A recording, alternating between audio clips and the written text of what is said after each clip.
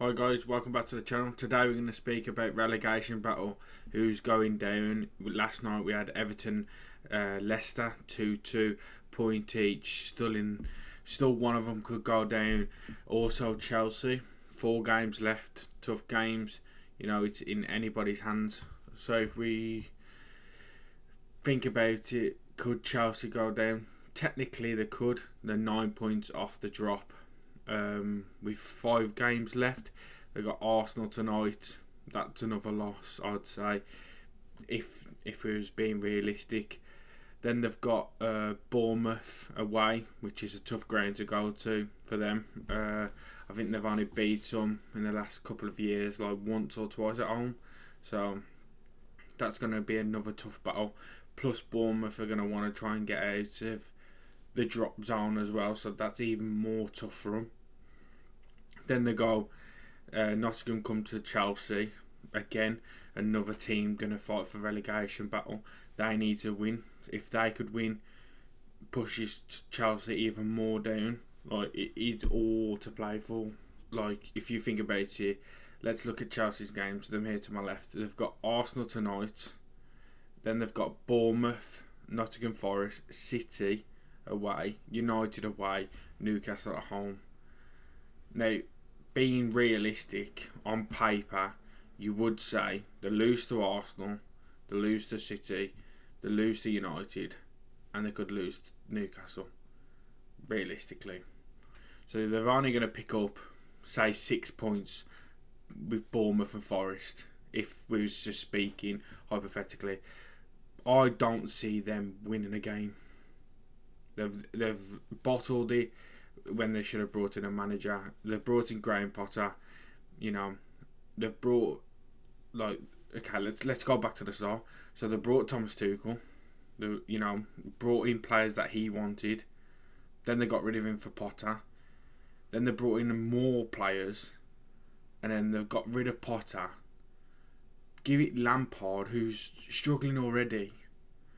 And then what? I think it's 13 games and he won a game, yeah. And what?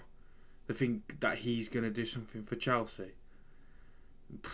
I think they've messed up somewhere and they're paying the price.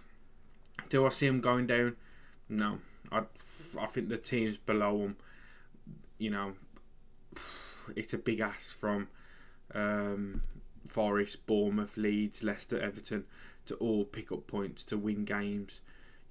Some teams have each other, like Leicester and Everton. If they was playing more the top half, say mid-table, 10th and 11th, and they was playing Everton, Leicester, and they was winning games, then you'd say it's possible. But with teams keep playing each other from below them, it means like yesterday, a draw happens. He was in favour of Chelsea, so it is going to be a tough for them. I see them finishing 15th, 16th. They will finish down there, unless they can start picking up wins. But let's be honest, their confidence isn't very high. Lampard struggling. He's not going to be there next year. He's not going to be their manager. He's just a caretaker. So he's going to try and do the best for him. His boyhood club, he loves the club, He's not going to say, oh yeah, it's over. Like, he's still got to fight for something, still show. You can still finish the season good to show that there's going to be improvements for the next season, let's say. So if we look at the table, as it stands, you got Everton on 29, Forest on 30, Leeds 30, Leicester 30, West Ham 34, Wolves 37, Bournemouth 39, Chelsea 39. Now, Chelsea has 2 games in hand. Because looking at the table here, Chelsea do have 2 games in hand on most of them, but their game in hand, like I've said before, their games consist of Arsenal, City, United, Newcastle, and then a fighting Forest and a fighting Bournemouth. So their games, even though they've got 2 games in hand, it's a big ask for them to even pull a win somewhere.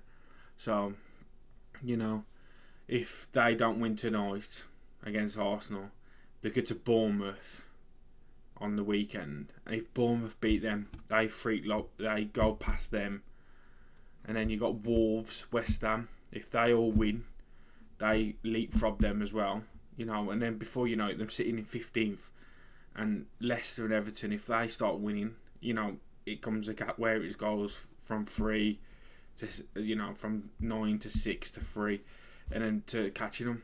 We've seen it with Arsenal at the top of the league.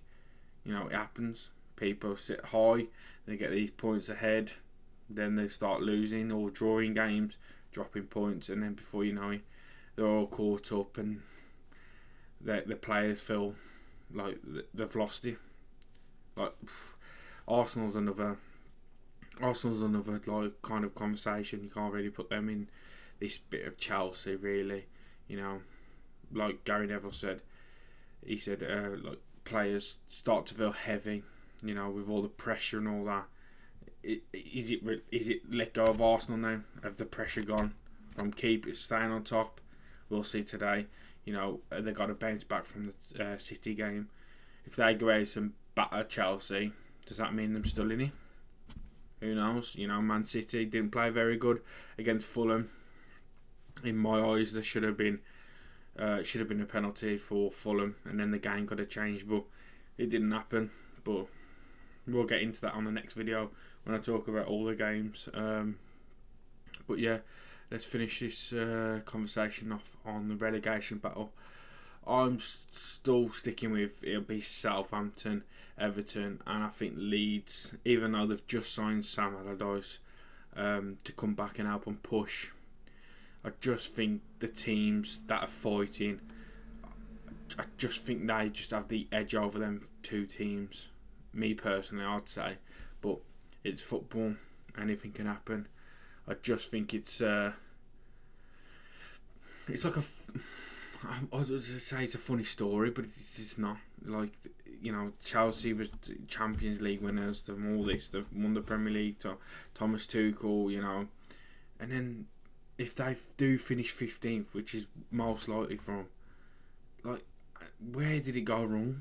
Like, do you look at the higher up, like the owner of the club, like, which is absolutely crazy, but that's what it is. Chelsea got to bounce back next season. Can they? It'll probably take time. They've got a lot of players. They've still got Lukaku to come back. I doubt he will, but that he's still their player. They need a striker, and they've got him, but they've loaned him out. We've seen him. Easy Premier League. He doesn't really. He likes Inter Milan, so I doubt Chelsea will keep him. I reckon they'll just, sell him on to him. But like they've just got so many players. Like in my head, I'm literally rattling names around in my head, and there's so many names like Mason Mount. Is he staying or is he going? Aubameyang, they should sell. They should never have brought him. That Mudryk, why buy him? You hardly play him.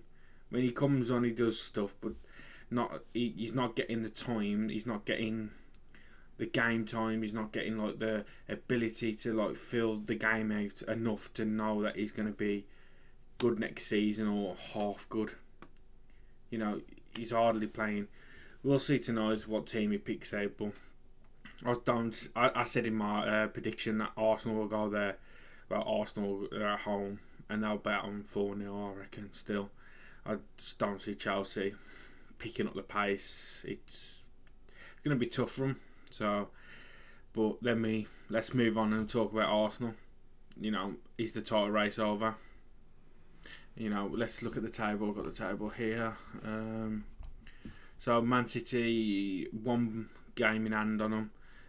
76 points, Arsenal 75. They go back top if they beat Chelsea tonight, which they will. So Arsenal sit back on top. 3 draws, 1 win. In the last 4. 1 loss, 3 draws, 1 win in the last 5. Draw to Liverpool.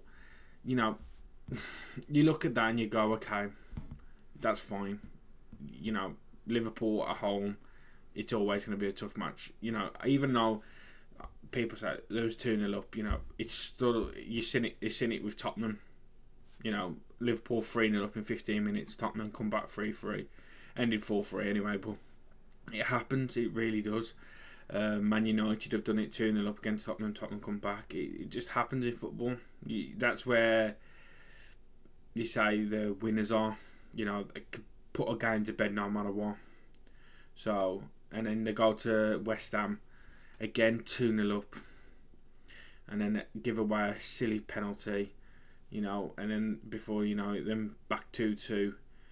Could have won it, should have won it. You know, but it's too late. And then they go to Southampton. You know, Southampton come to them, you know, score straight away, you know, and then it ends 3-3. You think, like, you know, in the last 10 minutes, you was like, oh, Arsenal could do it here. Like, where's the intensity for the whole match? You know, that's where, like, you know, they say, like, winners are made, you know, the maturity, the experience. Players. That's why Man City have been doing it for so long, because they've got experienced players that know how to win, how to see out games, how to do this. Look at them against Fulham, 2-1. I still think it should have been 2-2 with that penalty, but who knows if they would have gone and scored to make it 3-2. You never know. It never went that way. But Man City just looking a force to be reckoned with, and I don't think a team in these last they've got 6 games left. I don't see them stopping them. I see them getting 6 wins. So what's that? 6, 12, 18 points. I don't see them dropping any. In my opinion, that's what I think. So, like you say, if Arsenal win today, puts pressure back on Man City. You know, Man City, I think they've still got to go to Newcastle. Let me check with that. You know, who knows what's going to happen? You know, they could win today, put pressure on Man City. But if you look at it on paper, I always say on paper, Man City have got the easier games technically, but then they've got also teams that are fighting relegation, like West Ham, Leeds, Everton. But like I said before, Man City are going to be dropping points to them. You know, they've still got the Champions League to fight for. They've been in the FA Cup final against Man United. You know, they've got Real Madrid coming up. You know, could that stop them? You know, we talk about like these teams playing every 3 days and that. Is that where Man City are going to start? You know, they've got Everton on the Sunday away. Then they've got that Real Madrid match, 3 days later? Could we see Man City putting out